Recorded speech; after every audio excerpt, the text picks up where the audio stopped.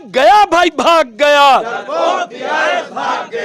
भाग गया भाई भाग गया, जो खोज कर लाएगा। दमन में तेरे दम है कितना, दमन में तेरे दम है कितना, अब तो यह स्पष्ट है, शिक्षक एक का जिंदाबाद। नमस्कार, आप देख रहे हैं अल्लाह बोल प्राइम और मैं हूं अतुल तिवारी। लगातार 10 दिनों से गुरजन धरने पर बैठे हुए हैं। लगातार बारिश भी हो रही है। डीआईओ ऑफिस में शिक्षकगण और इंटर कॉलेज के कर्मचारी मौजूद हैं, लेकिन डीआईओ साहब मिलने को मजबूर नहीं, नजर चुराते फिर रहे हैं।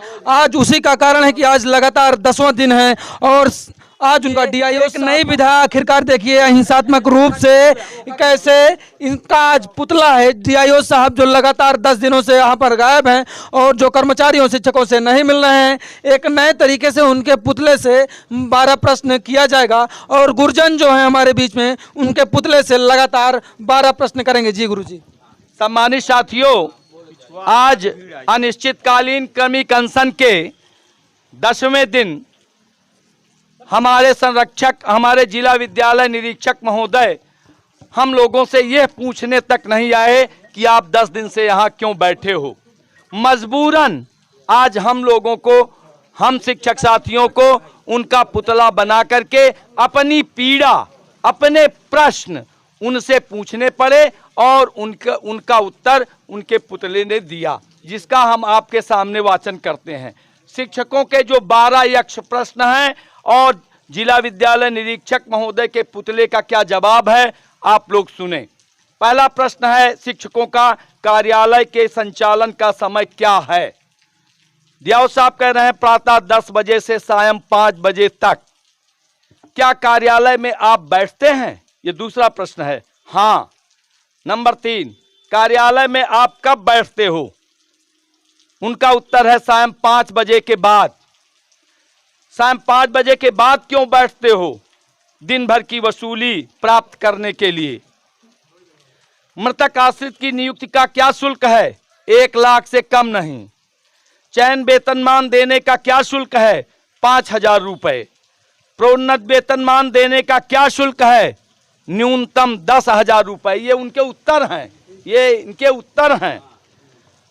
हमारा प्रश्न है अवशेष भुगतान देने का क्या शुल्क है। इनका उत्तर है 25%। हमारा प्रश्न है चयन बोर्ड से चयनित शिक्षकों के वेतन अनुमति देने का क्या शुल्क है। 40,000 से 50,000 रुपया तक। वेतन बिल निकलवाने का क्या शुल्क है। 200 रुपए प्रति वेतन बिल। क्या आप शिक्षकों के रक्षक हो। नहीं, मैं शिक्षकों की सेवा सुरक्षा के नियमों का भक्षक हूं।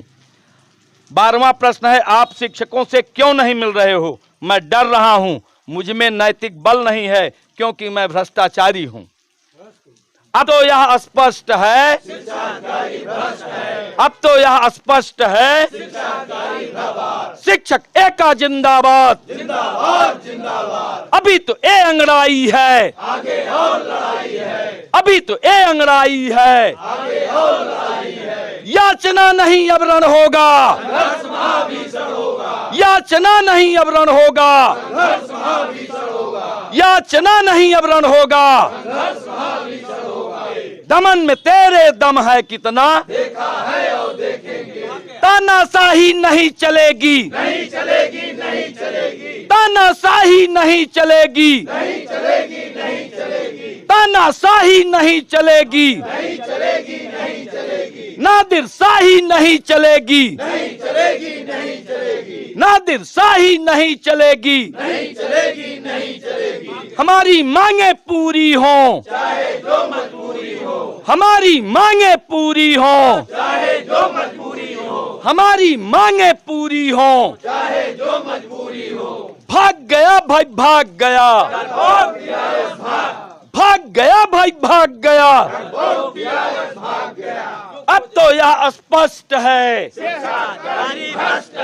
अब तो यह स्पष्ट है, भाग गया भाई भाग गया।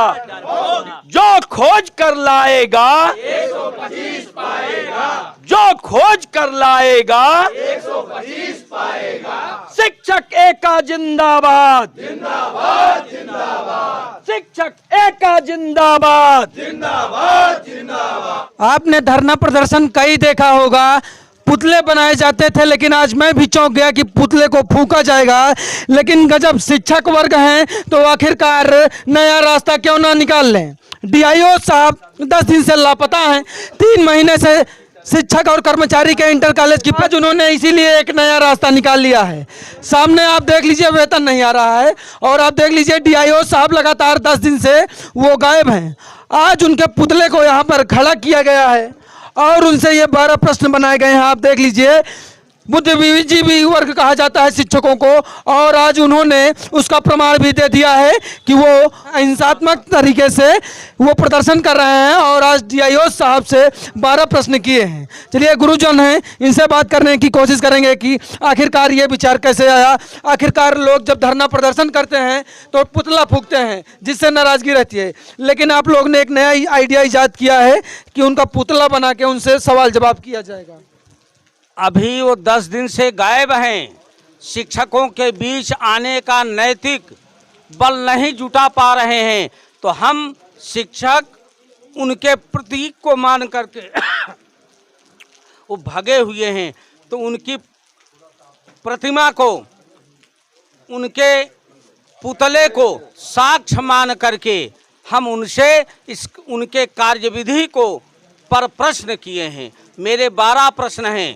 12 प्रश्नों में उनसे मैंने पूछा कि आखिर बताइए, इस जिला विद्यालय निरीक्षक कार्यालय के संचालन का समय क्या है, तो उनका पुतला सहर्ष जवाब देता है कि 10 बजे से सायं 5 बजे तक। दूसरा प्रश्न हम लोगों ने कहा, कार्यालय में आप कब बैठते हैं, क्या आप कार्यालय में बैठते हैं, तो उनका जवाब है हाँ मैं बैठता हूँ। फिर पूछा गया, कार्यालय में आप कब बैठते हो, तो उनका जवाब था सायं 5 बजे के बाद।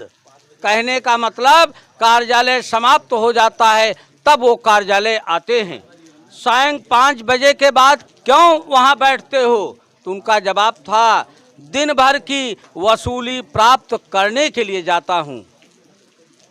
उसके तो ये उनके भ्रष्टाचार की पराकाष्ठा है, जिसको आज संगठन जनपद से लेकर के प्रदेश तक आप लोगों के माध्यम से, मीडिया के माध्यम से इनके इस भ्रष्टाचार के पराकाष्ठा का उजागर कर रहा है। यद्यपि ये साक्षात नहीं है, इनका पुतला ये सब जवाब दे रहा है, और ज़्यादा समय तक ये नहीं मिलते हैं, तो इस पुतला को